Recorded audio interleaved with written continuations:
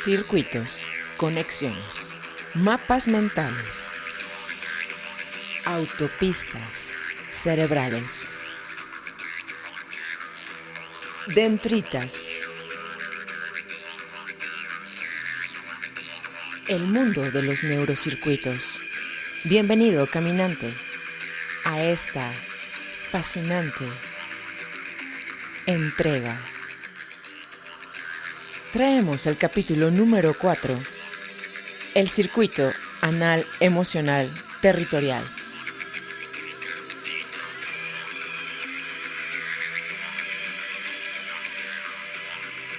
Prometeo ascendiendo, escrita en 1983 por Robert Anton Wilson.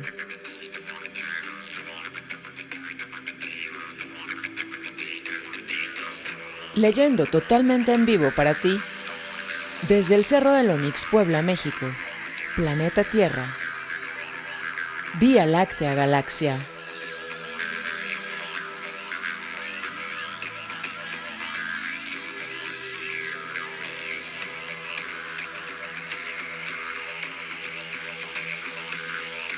Constructores de carreteras somos. ¿A qué vas a conectar tus dendritas? ¿Cuáles van a ser tus túneles de realidad? Si cambias tu pensamiento, la expresión visible cambia.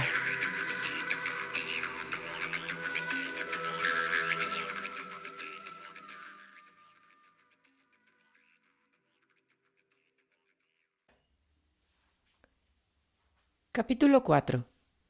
El circuito anal emocional territorial. El segundo circuito, es decir, la red emocional territorial del cerebro, se ocupa por completo de la política del poder.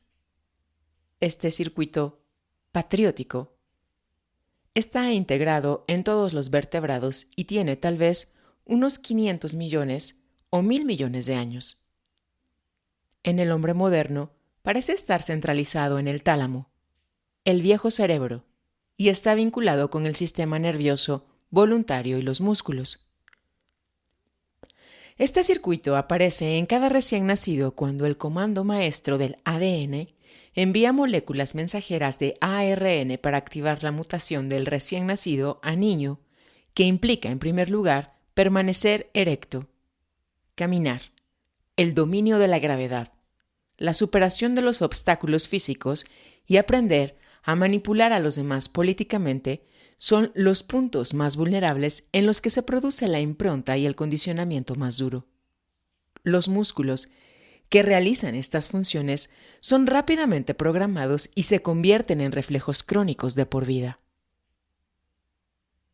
Dependiendo, como siempre, de los accidentes del medio ambiente, es decir, lo que suceda en los puntos de vulnerabilidad neurológica, este circuito se organizará a sí mismo generando un papel dominante en el grupo o familia o un rol débil y sumiso.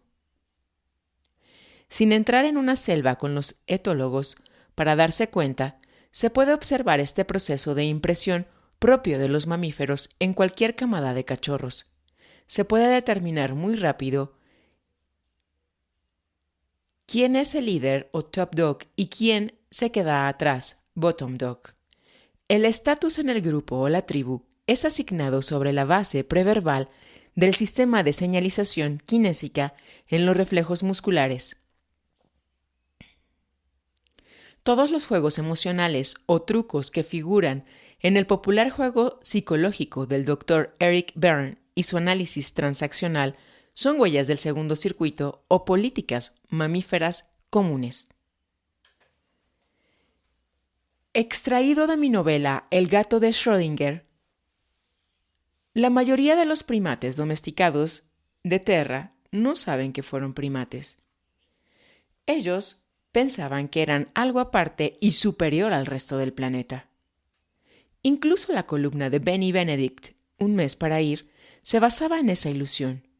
Benny había leído a Darwin una vez en la universidad hace mucho tiempo y había oído hablar de ciencias como la etología y la ecología, pero los hechos de la evolución nunca se habían hecho cercanos realmente para él. Él nunca pensó en sí mismo como un primate. Nunca se dio cuenta que sus amigos y asociados eran primates. Sobre todo, nunca entendió que los machos alfa de Unistad eran líderes de las bandas típicas de los primates. Como resultado de esta incapacidad para ver lo obvio, Benny estaba constantemente alarmado y aterrorizado del comportamiento de sí mismo, sus amigos, asociados y sobre todo el de los machos alfa de la manada, ya que no sabía qué era el comportamiento normal de los primates. Esto le parecía horrible. Dado que una gran cantidad de conducta de los primates se considera como algo horrible, la mayoría de los primates domesticados pasó la mayor parte de su tiempo tratando de ocultar lo que estaban haciendo. Algunos de los primates fueron atrapados por otros primates. Todos los primates vivían en el temor de ser descubiertos. Los que fueron atrapados fueron llamados mierdas malas.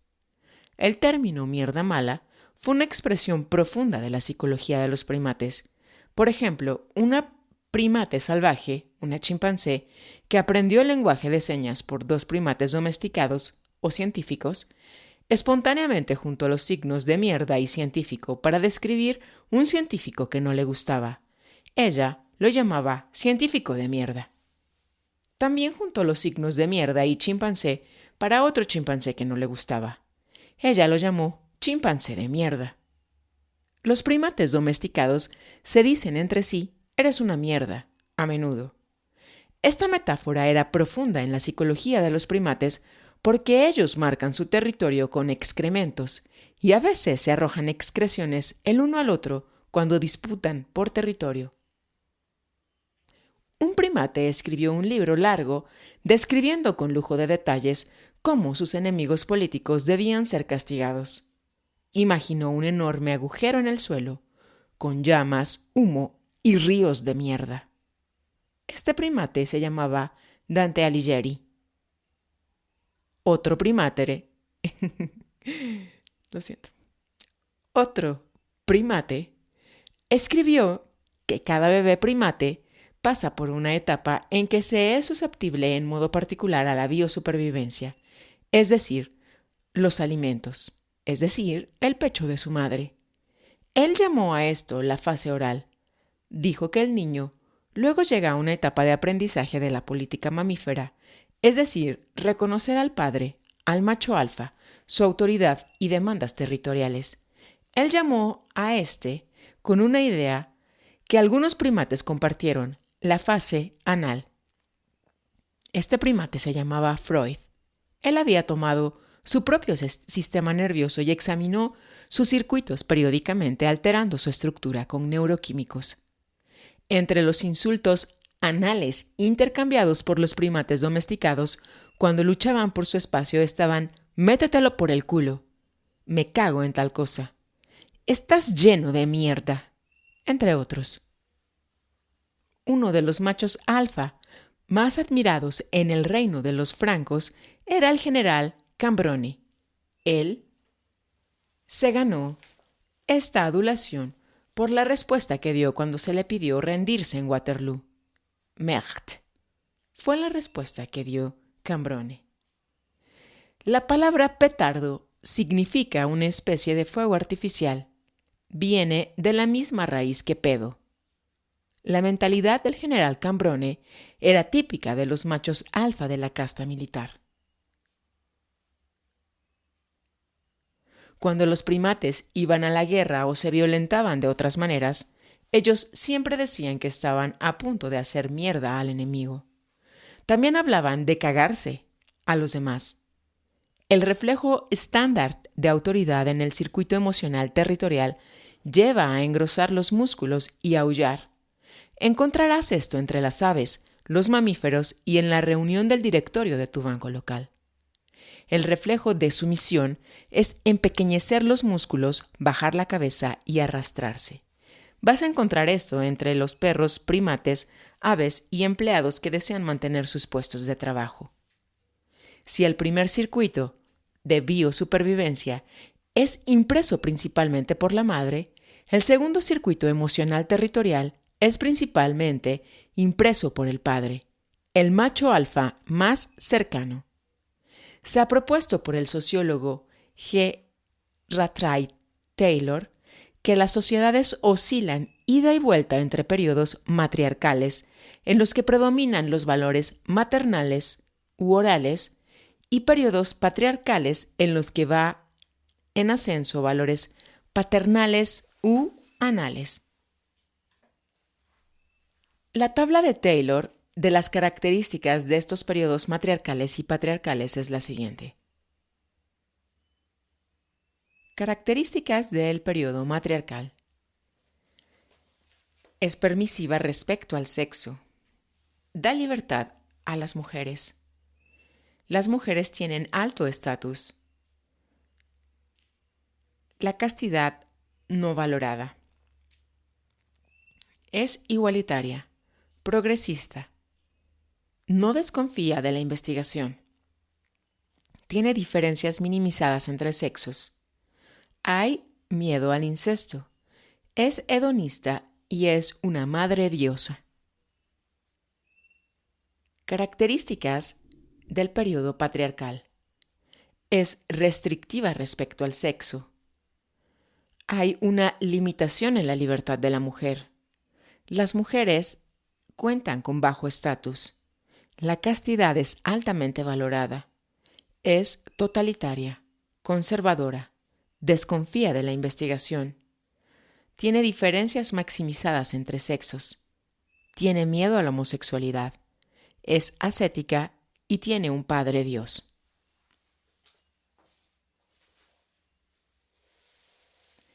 Sea o no que las sociedades oscilen entre estos dos extremos, como Taylor afirma, las personas sí lo hacen. Estas no son más que las consecuencias de A, que tengan la mayor huella en el circuito de biosupervivencia oral matriarcal, o B, que tengan la mayor huella en el circuito territorial anal o patriarcal. En términos preetológicos, el circuito emocional territorial es lo que habitualmente llamamos ego.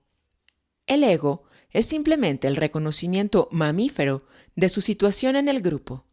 Es un rol, como los sociólogos dicen, un circuito cerebral único que yerra para todo el yo, el aparato del cerebro, la mente. El egoísta se comporta como un niño de 2 años, en el dicho común, porque el ego es la impronta de la etapa donde comienzas a dar tus primeros pasos y aprendes a ir al baño. La cuestión de cuán humano puede ser un animal, sobre todo un perro, mascota o gato, no deja de separar a los científicos de los inexpertos y también entre los mismos científicos. En términos de la presente teoría, las diferencias entre los primates domésticos, humanos, y otros animales domésticos son prácticamente nulas, mientras estemos hablando solo de los 2 primeros circuitos. Como la mayoría de las personas pasan la mayor parte de su tiempo en estos circuitos primitivos, las diferencias son casi siempre mucho menos evidentes que las similitudes. Las diferencias reales comienzan una vez que aparece el tercer circuito semántico. La mayoría de los mamíferos marcan su territorio con excreciones. Los primates domésticos marcan sus territorios con excreciones escritas en papel y tinta. Por ejemplo, los entrenadores de perros novatos siempre cometen el error de usar demasiadas palabras, debido a que el perro es tan humano de muchas maneras. Los caninos, como los primates, son grandes imitadores. El novato les atribuye demasiada humanidad. El perro promedio tiene un promedio de vocabulario de unas 150 palabras, y dentro de ese universo semántico es muy brillante. Es muy fácil de enseñar a un perro el sentido de sit, siéntate, ataca, arriba, abajo, etc. Y el perro aprenderá el significado de caminar y comida, incluso sin que se lo trates de enseñar. El problema comienza cuando el novato espera que el perro entienda algo así como no, Fritz, en cualquier otro lugar en el dormitorio, pero no en la cama. Incluso un humano que no sea hispanohablante no lo entendería, o quizás comprendería vagamente. El perro se da por vencido respecto a tales indicaciones y adivina lo que puede gracias a su mamífero e inconsciente lenguaje corporal.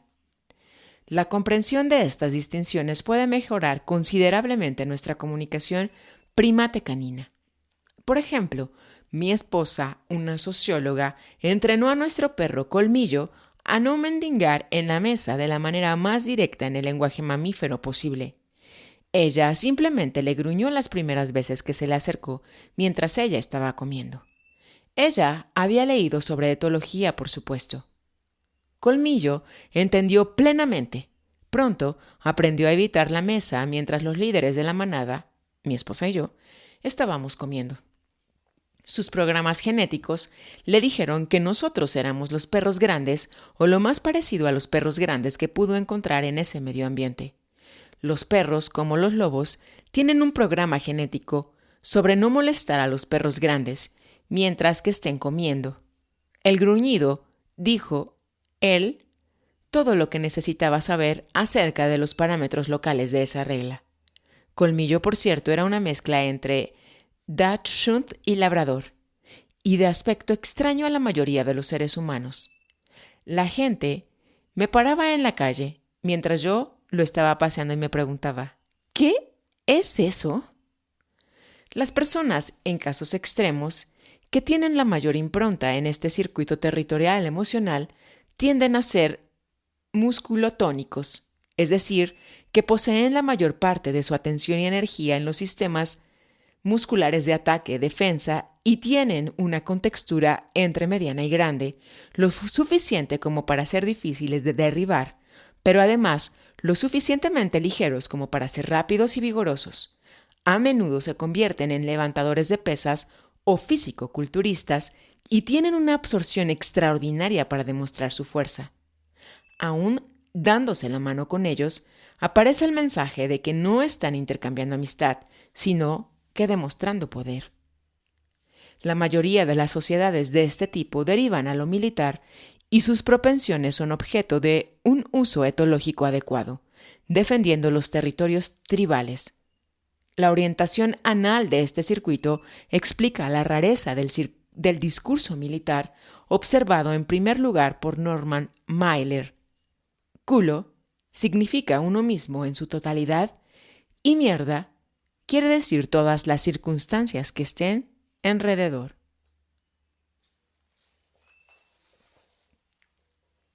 La impresión afecta al sistema nervioso. El sistema nervioso afecta a todo el cuerpo. El segundo circuito emocional territorial crea un espacio social bidimensional en relación al primer circuito de avance, retiro. La cuadrícula de los circuitos 1 y 2 genera 4 cuadrantes. Tenga en cuenta que la fuerza hostil, el tirano, se inclina a la retirada paranoide. Él debe gobernar, pero también tiene miedo. Por ejemplo, la carrera de Hitler, Stanley, Howard Hughes, etc. y los inaccesibles Castillo y Corte en alegorías de Kafka. Tenga en cuenta también que el neurótico dependiente no se retira. Él o ella avanza sobre usted, exige el cumplimiento de las necesidades emocionales o impresiones. Estos 4 cuadrantes se han conocido desde los albores de la autoconciencia. Por ejemplo, en la terminología de la época medieval y su psicología de humores, estos 4 tipos de impresión eran conocidos como humor bilioso o fuerza hostil, humor colérico o debilidad hostil, humor sanguinario o fuerza amigable y humor flemático o debilidad amigable.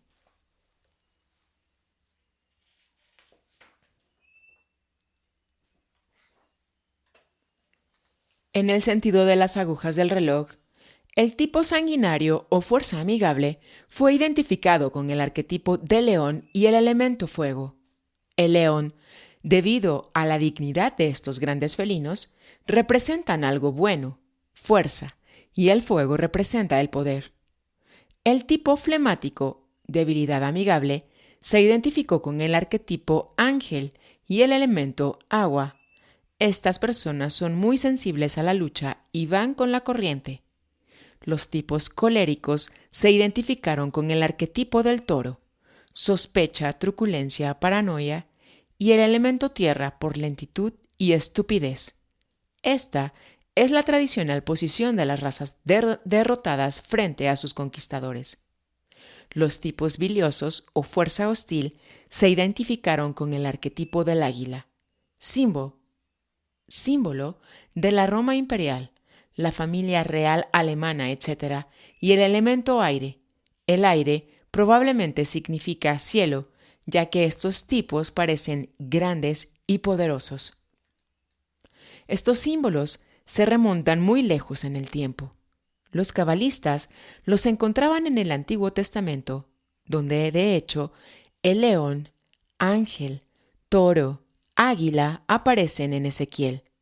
Se encuentran constantemente en el arte católico asociados con los 4 evangelistas: Mateo el ángel, Marcos el león, Lucas el toro y Juan el águila.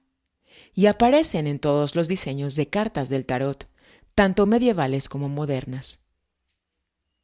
Estos son los 4 viejos en Finnegan's Wake, Matt Gregory, debido a que su apellido contiene el ego, que es igual al ángel. Marcus Lyon es igual al león, Lucas Tarpeie Staur el toro, Johnny McDougall es igual a Ougal el águila. En el inteligente lenguaje del popular sistema de análisis transaccional, estos 4 tipos de improntas se clasifican en las 4 secuencias básicas a saber: humor bilioso o fuerza hostil, yo estoy bien, tú estás mal. Humor colérico o debilidad hostil, yo estoy mal, tú estás mal. Humor sanguinario o fuerza amigable, yo estoy bien, tú estás bien.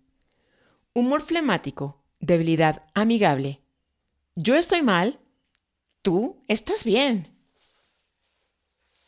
Es el tipo flemático, debilidad amigable, neurótico dependiente, el que por lo general acude al consultorio del psicoterapeuta buscando reimprimirse voluntariamente.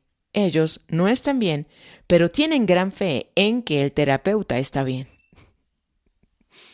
El bilioso, fuerza hostil y colérico o debilidad hostil llegan a la terapia solo porque sus conocidos o familias, o más comúnmente, una corte legal, le ha ordenado tratar de reimprimir sus hostilidades compulsivas. El tipo sanguinario o fuerza amigable casi nunca llega a la psicoterapia. Él o ella están satisfechos con su vida y también con el resto de la sociedad. No obstante, pueden llegar a una situación donde necesiten terapia de algún tipo, simplemente porque pueden llegar a tomar demasiada responsabilidad y llevar muchas cargas encima. Por lo general van con los terapeutas solo si los envían ahí por un médico general que ha intuido de dónde provienen las úlceras de este paciente. Este sistema no está destinado a ser rígido o da a entender que hay solo 4 tipos de robots humanoides. Los circuitos posteriores, aún no discutidos, modifican todo esto considerablemente. Algunas huellas son borrosas, cubren 2 o más cuadrantes en parte, y todos somos capaces de hacer un cambio repentino en el cerebro. También es importante darse cuenta de que los 4 arquetipos están únicamente por comodidad, como testigo de su reaparición en el análisis transaccional, pero su conexión histórica con el león, el ángel, el toro y el águila ni siquiera es reconocida. Además, cada cuadrante se puede subdividir en muchos más detalles si es necesario con fines de diagnóstico. Por ejemplo, la prueba psicológica más utilizada en este país es la red interpersonal de Larry de 1957, que divide a los 4 cuadrantes en 16 subcuadrantes y permite graduar cada uno de ellos en términos de tendencia moderada a excesiva, según cómo se comporten. En las coordenadas de las categorías de Larry, las improntas moderadas van hacia el centro y las fuertes o casos extremos están fuera hacia el perímetro. pero lo que es medido sigue siendo básicamente la forma en que los dos primeros circuitos, oral o biosupervivencia y anal o territorial, han sido impresos. Los 4 cuadrantes han sido reconocidos en muchas épocas y expresados en distintos símbolos. Para aclarar esto un poco más, imagine que 4 bebés nacieron en el mismo instante en el Hospital Juan J. Boscovich, pueblo de Eni, planeta Tierra. Volvemos 20 años más tarde y nos encontramos con que cada uno de ellos tiene una personalidad y estilo de vida diferente. Un problema para los astrólogos, pero dejémoslo pasar. Para hacernos las cosas más fáciles, ellos se clasifican en los 4 cuadrantes. El sujeto número 1 es responsable, sobreconvencional, es sanguinario. Todo el mundo está de acuerdo en que él o ella es generalmente un ser querido, una líder de comunidad, cooperadora, considerada, amable y exitosa. Algunos incluso podrían decir que consiente a las personas, todo lo perdona, está de acuerdo con todo el mundo y goza de autocontrol, donde los otros no pueden gobernarse a sí mismos. El noble león. Esta persona puede ser, y probablemente lo es, un robot total. Es decir, si ella no puede dar órdenes de manera estricta, nunca es capaz de poner en duda a los demás, nunca es egocéntrica, etc. Entonces ha impreso mecánicamente el primer cuadrante, la fuerza amigable. Por otro lado, si ella es capaz de salir del primer cuadrante en situaciones de fuerza mayor, ejercer hostilidad contra el merodeador o depredador, admitiendo debilidad cuando está abrumada, tiene un condicionamiento impreso muy marcado por yo estoy bien, tú estás bien, pero no está totalmente robotizado por este. El sujeto número 2, después de los mismos 20 años de impresión y condicionamiento, llegó al cuadrante 2, debilidad amigable o flemático. Ella es autocrítico, tímido, fácil de dirigir, sin espinas y siempre buscando a alguien que se haga cargo y dé órdenes. El ángel terrenal, o en simbolismo moderno, el niño flor. Una vez más, este condicionamiento puede ser totalmente robótico, o puede haber flexibilidad suficiente para que la persona vaya a otro cuadrante cuando sea necesario. El sujeto número 3 llegó totalmente robotizado o con alguna leve flexibilidad al cuadrante 3, la debilidad hostil o colérico. Él o ella desconfía de todo el mundo, se rebela contra todo, habla constantemente en sarcasmos, se queja todo el tiempo y es generalmente amargado, resentido y paranoico hasta cierto punto. El hosco toro. El sujeto número 4 ha llegado al cuadrante 4, la fuerza hostil o bilioso. Es considerado como mandón, frío, insensible y dictatorial, engreído, jactancioso, etc. Pero aún así, un buen líder, el águila imperial. La ironía y la tragedia de la vida humana es que ninguno de estos sujetos es consciente en absoluto de su robotización. Cada uno te explicaría distendidamente y con gran convicción el porqué de cada uno de estos reflejos robóticos repetidos sin cesar, que según ellos son causados por las situaciones alrededor, es decir, por el mal comportamiento de otras personas. Lo que piense el pensador, el demostrador lo comprueba. Por lo tanto, si usted pone a estos 4 primates en una isla desierta, puede predecir con casi tanta certeza como un químico diciéndonos lo que pasará si los 4 elementos se combinan, que los sujetos número 1 y número 4, es decir, la fuerza amigable y la fuerza hostil, tratarán de hacerse cargo.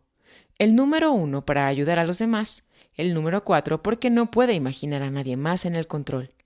El número 1 se someterá al número 4 porque quiere que las cosas fluyan sin problemas por el bien de todos y que nunca serán armoniosas si número 4 no está a la cabeza.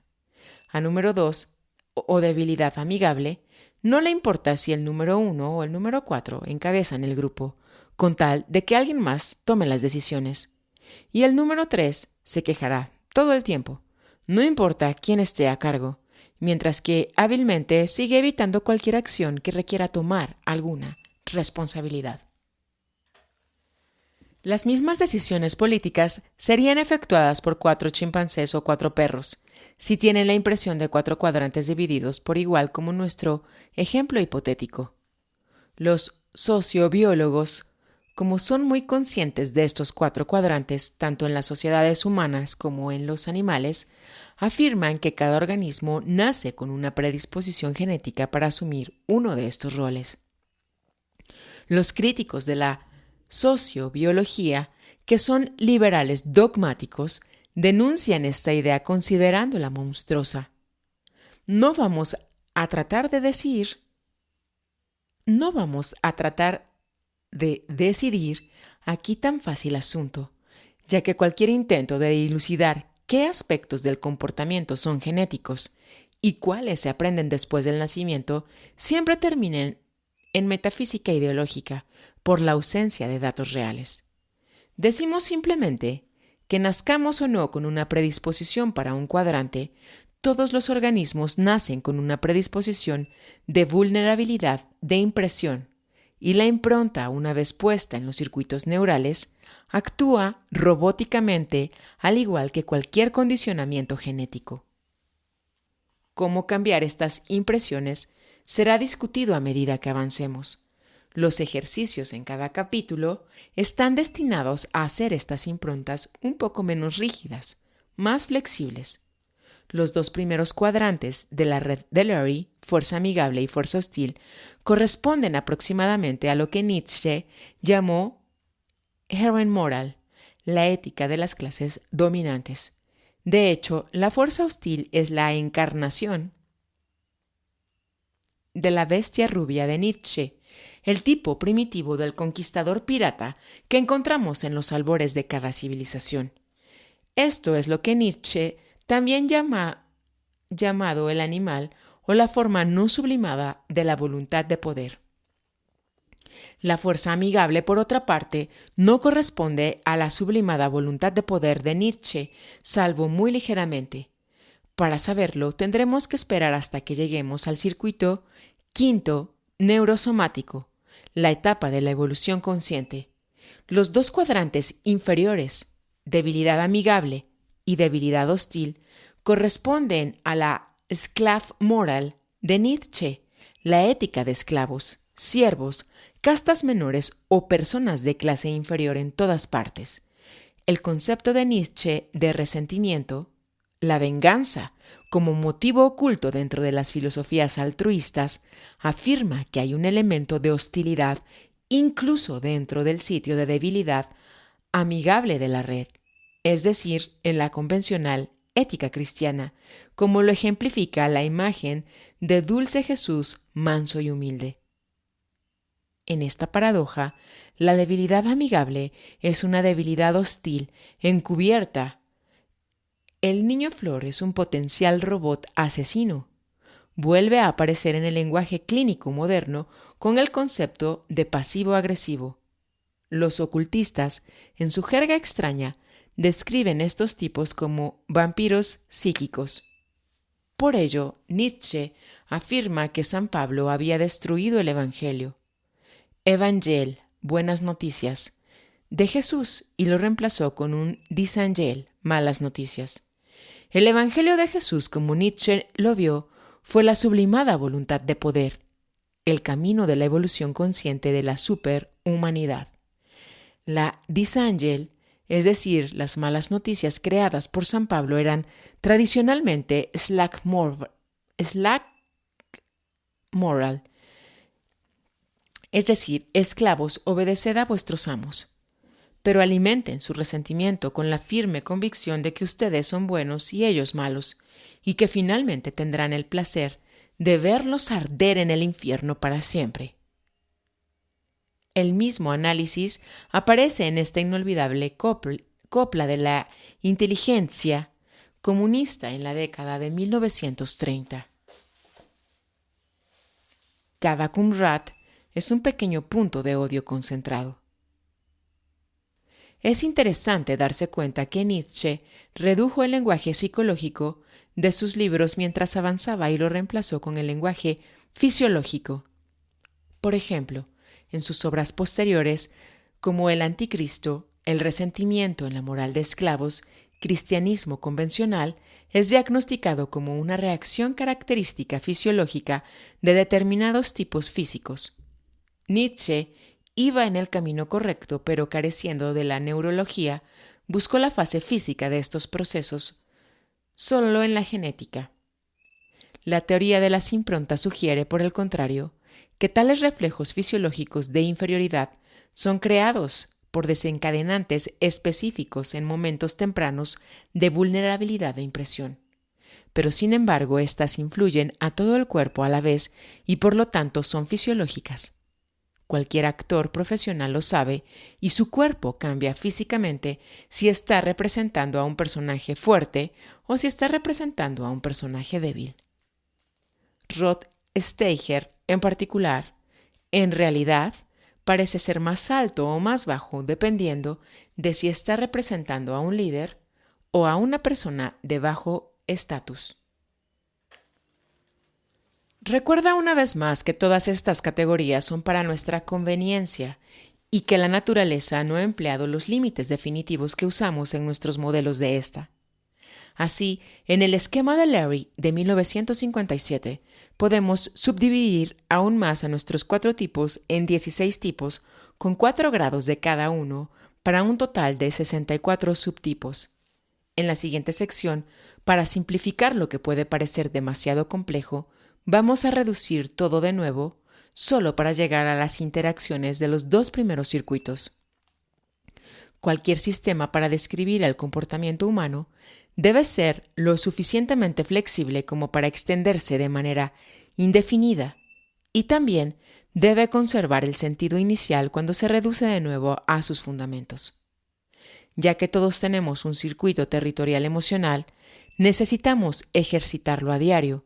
Jugar con los niños es un buen ejercicio, especialmente si juegas con grupos grandes, en cuyo caso tendrás que arbitrar disputas territoriales mamíferas. Nadar, correr o lo que se te ocurra que sea bueno para mantener los músculos con la sensación de que estás tratando de matarlos de hambre. Tratar de analizar el estado emocional de otra persona es uno de los mejores ejercicios para este circuito. Y es muy educativo en general. Se activan los centros ubicados en el tálamo, donde el lenguaje corporal comunica señales emocionales. Un buen general utiliza este circuito para darse cuenta de lo que el general enemigo está planificando. Una buena madre lo utiliza a la inversa, para averiguar qué significa el llanto de su bebé en cada caso particular.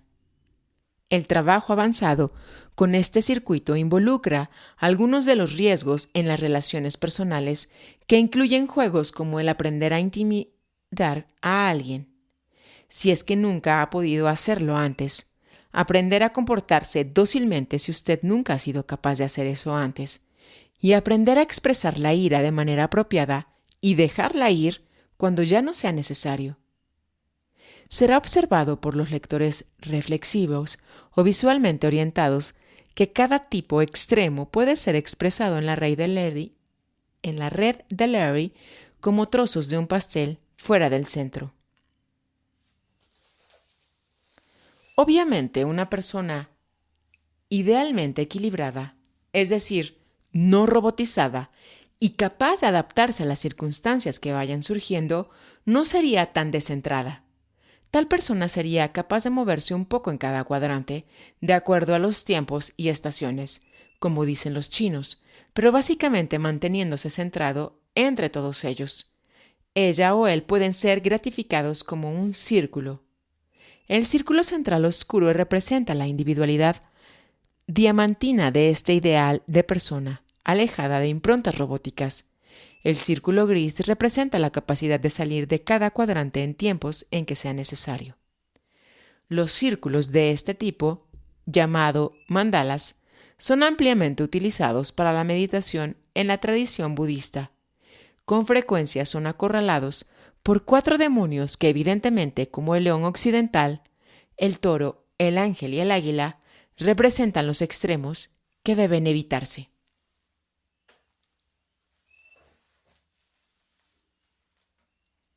Ejercicios. Siempre que conozcas a un hombre o mujer joven, pregúntate conscientemente: ¿en un combate mano a mano podría yo ganarle? A continuación, trata de determinar qué parte de tu comportamiento está basado en una pregunta inconsciente y responde a esto a través del lenguaje corporal preverbal. Ejercicio 2. Emborráchate y mientras ruges y le pegas a la mesa, dile a todo el mundo en voz alta lo tontos y pendejos que son. Entre paréntesis, los opiáceos y las pequeñas dosis de alcohol parecen desencadenar neurotransmisores característicos del circuito 1. Las grandes dosis de alcohol a menudo invierten esta tendencia y activan neurotransmisores característicos de lucha territorial. Ten en cuenta cómo aumenta el vocabulario anal de los borrachos hostiles a medida que también lo hace la ingesta de alcohol. Se cierra el paréntesis. Ejercicio número 3. Consigue un libro sobre meditación. Practica en 2 sesiones de 15 minutos todos los días durante un mes y luego ve donde alguien que siempre se las arregla para molestarte o hacerte actuar a la defensiva. Ve si ellos aún pueden activar los botones de retiro Ve si ellos aún pueden activar los botones de retiro territorial. Ejercicio número 4. Pasa un fin de semana en un grupo de encuentro. Durante la primera mitad del primer día, trata de intuir de qué cuadrante es cada participante que viene. Ejercicio número 5. Ve a ver leones en el zoológico. Estudia a los leones hasta que sientas que realmente entiendes su realidad túnel. Ejercicio número 6. Alquila un video del tipo de comedia que les gusta a los niños pequeños, como Los Tres Chiflados, Abbott y Costello, etc. Observa con cuidado y piensa qué función cumple este humor, pero no cometas la negligencia de reírte de ti mismo. Ejercicio número 7. Pasa todo el domingo viendo espectáculos con animales en la televisión. Fuma marihuana para hacerlo si esto es permisible para ti. A continuación, ve a la oficina al día siguiente y observa la jerarquía del grupo de primates con cuidado, cuidadosamente, como si fueras un científico o una científica. Esto fue una producción de Energía Fina. Gracias, caminante, por llegar hasta este punto. Cerramos micrófonos, siendo lunes 14 de junio del año 2021.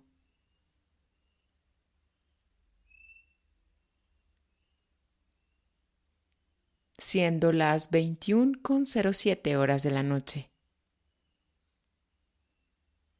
Hemisferio norte. Hasta un nuevo encuentro.